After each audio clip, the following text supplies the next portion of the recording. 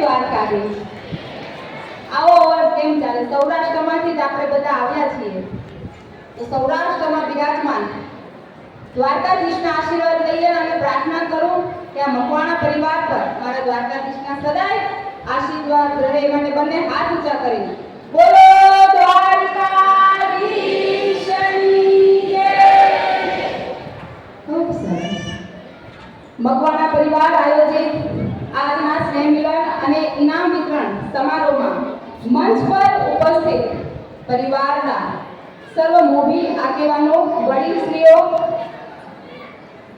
ભાઈ અમારે કાનજીભાઈ જે અમારા કરંજ વિધાનસભામાં ભારતીય જનતા પાર્ટીમાં ખૂબ એવા એક્ટિવ છે, સનિષ્ઠ કાર્યકર્તા અને જેનું સહધર્મના પ્રમુખ માનવું એવા કાનજીભાઈ મકવાણા, પત્રકાર ફિલ્ડમાં ખૂબ સારું નામ એવું ભાઈ વિજયભાઈ મકવાણા, પ્રમુખ, ઉપપ્રમુખ સર્વને અને મારી સામે ખૂબ મોટી સંખ્યામાં ઉપસ્થિત માતાઓ, ભાઈઓ, મને એમ કે આ હોલ નાનો પડતો હશે એટલે આ ભાઈઓ બધા બહાર બેઠા છે, પણ અહીંયા જગ્યા છે। આવો પરિવાર જ્યારે સ્નેહ મિલન કરતો હોય અને વર્ષમાં એકવાર ભેગા થતા હોય તો જે બહેનો શાંતિથી બેસી શકે છે તો ભાઈઓએ પણ અહીં બેસવું જોઈએ। મને એમ કે જગ્યા નથી એટલે બિચારા બધા બહાર બેઠા છે, પણ અહીં ખૂબ જગ્યા છે એટલે હું આગેવાનોને પ્રાર્થના કરું કે હવે પરિવાર મોટો થઈ ગયો છે એટલે હવે જ્યારે આયોજન કરો તો ફાર્મમાં આયોજન કરજો, કારણ કે દિવસે દિવસે પરિવાર મોટો થઈ રહ્યો છે। જગ્યાના અભાવે કદાચ ભાઈઓ બહાર બેઠા હોય, પણ હવે આગેવાનોને અહીં વિનંતી કરતી જઈશ કે હવે પછીનું આયોજન ફાર્મમાં કરે। આપણે બધા જ જાણીએ છીએ અહીં યુવા પેઢી બેઠી છે અને ખાસ પછી માધાના ગ્રુપના દિલીપભાઈ જાદવ, વાઘેલા પરિવારના પ્રમુખ મનસુખભાઈ, રમેશભાઈ બારૈયા, લખનભાઈ કોટડિયા, આ બધાને સ્ટેજ ગ્રહણ કરવા માટે ખાસ વિનંતી છે।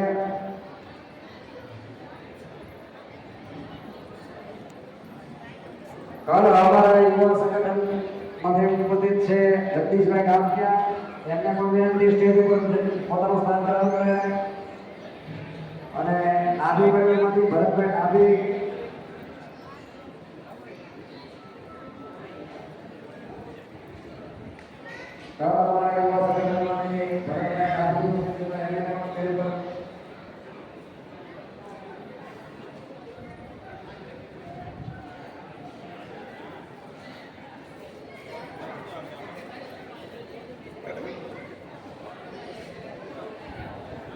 આપણા કોળી સમાજના બેન એવા ગજરાબેન સ્ટેજ પર ઉપસ્થિત હતા, એમને પણ મારી નંબરથી વધારો કરો।